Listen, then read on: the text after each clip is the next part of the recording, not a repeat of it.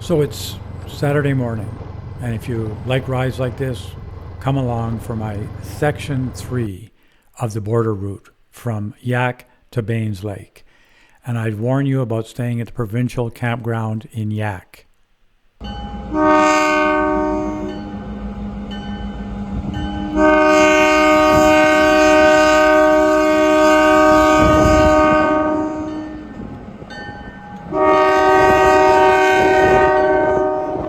Yeah, it seems like the train is coming right through your tent. So the Forest Service Road starts out really big and large in really good condition. It's very enjoyable. If you heed my warning about not staying in Yahk, there are lots of campsites in and along this route, and this shows some of the established BC rec sites.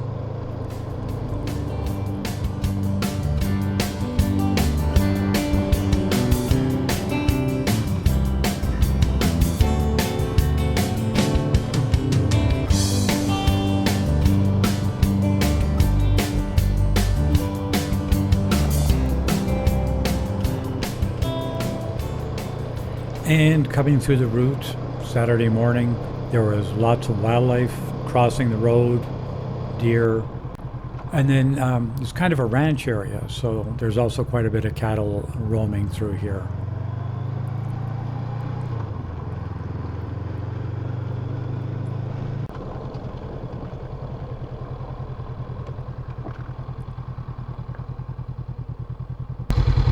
Okay, looks like we got some great switchbacks coming up, so we'll see how that goes.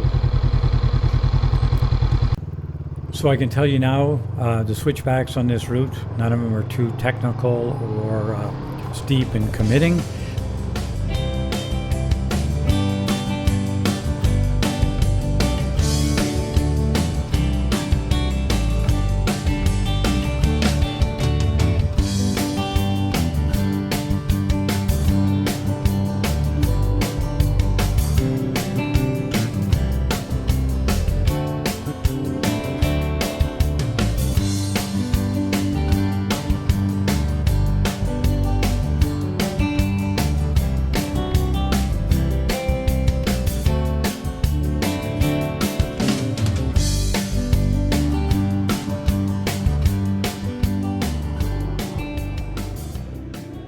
Okay, so that went well so far. Anyway, there's a bunch more of these switchbacks, so hopefully it'll go like that. So part of the reason I'm so focused on switchbacks is I dropped my loaded 1200cc adventure bike in a tight switchback going uphill, dropped it on the low side, and had to drag it all the way around and get the front wheel back facing down the hill and drive down back to the next switchback to where I get turned around and get going back up again. So that's probably a bit of my trepidation with switchbacks.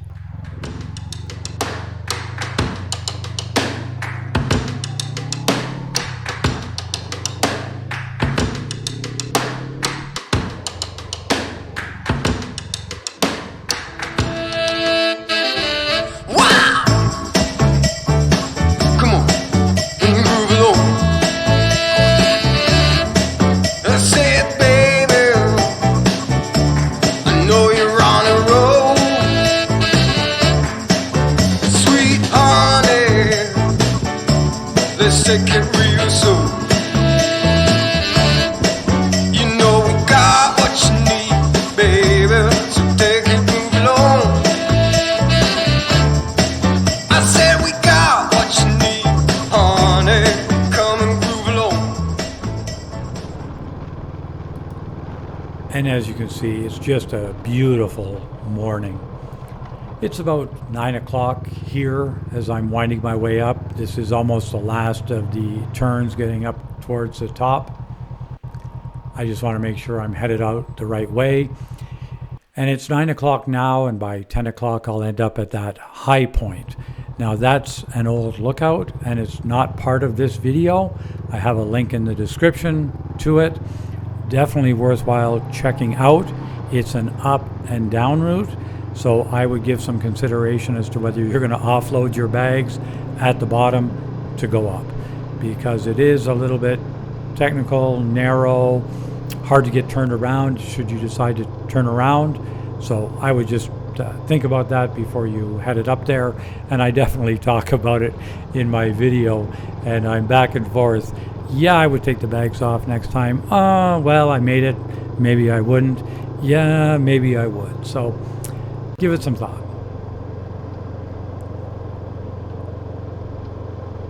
And this is where the turn is up to that location. It's about 2.3 kilometers up. Kind of a view up at the top there. This is showing where I am and where that turn is to the lookout going to the south. And this is what I have coming in front of me. Yeah, but it's awesome. Haven't seen this hole today.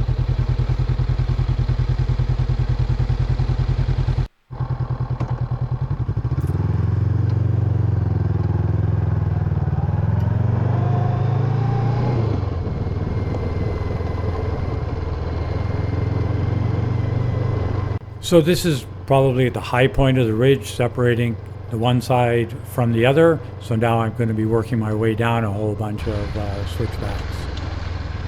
This route is terrific. It'd be fine for, almost any smaller bike, all the way up to a loaded 1200cc adventure bike. I went west to east. It might be a little bit more difficult coming from east to west. Definitely if it was wet out, and you'll see up ahead as I'm coming down, there's a bit of water runneling down through here, and there hadn't been rain for quite a while in here, so it's still kind of wet. So coming from east to west might be a little bit more difficult. I have done some of it when I was lost again, or let's say not found again, about 2 months later, and I ended up winding my way back up here, but I had intended to go another direction.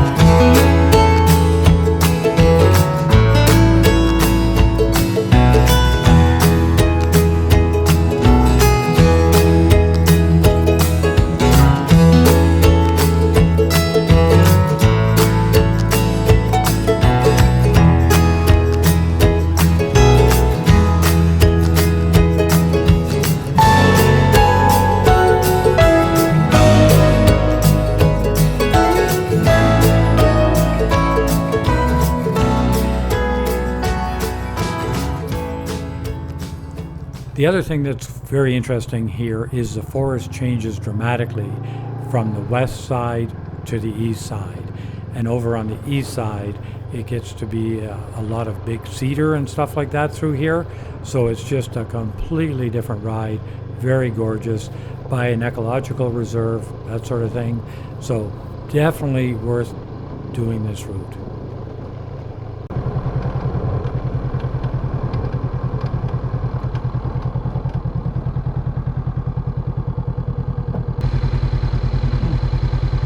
Okay, just stopping to check the load. So far so good. Just absolutely gorgeous back in here. Haven't seen a soul. Saw some tire tracks in some wet stuff that made it look like somebody might have been in through here maybe a couple days ago, but it's hard to say. But like, I've got this playground to myself. Oh, and I'm right at the edge of a park. I don't know if it's Gilnocki or whatever.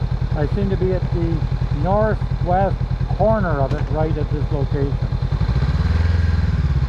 Bloom. I'm on Bloom Creek Forest Service Road.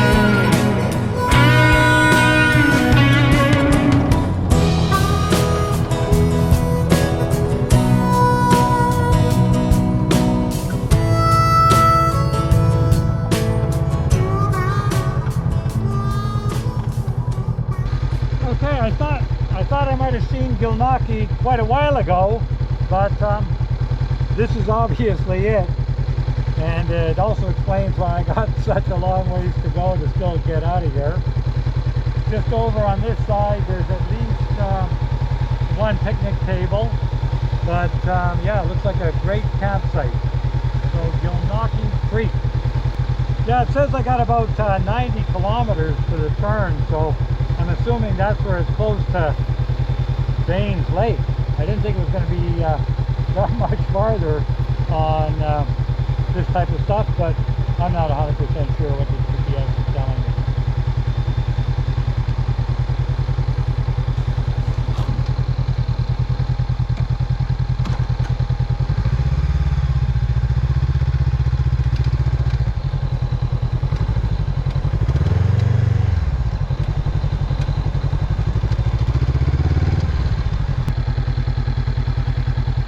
Yeah, and I've picked up a rock somewhere that I think was on the bash plate going tick, tick, tick, tick, but I can't see it, so we'll carry on. Okay, so what's with leaving the bike running as I'm doing the talking to my GoPro? It goes back to having a exotic 1200cc adventure bike that I would be concerned, is this thing going to start again? And push starting it would be quite difficult because of how much torque it was in that 2-cylinder engine. So now I've got the CB500X, very, very reliable bike. I probably could shut it off, but honestly, old habits die hard. This is just ideal for a day where it's plus 29 out. Coming through these big cedars in the shade.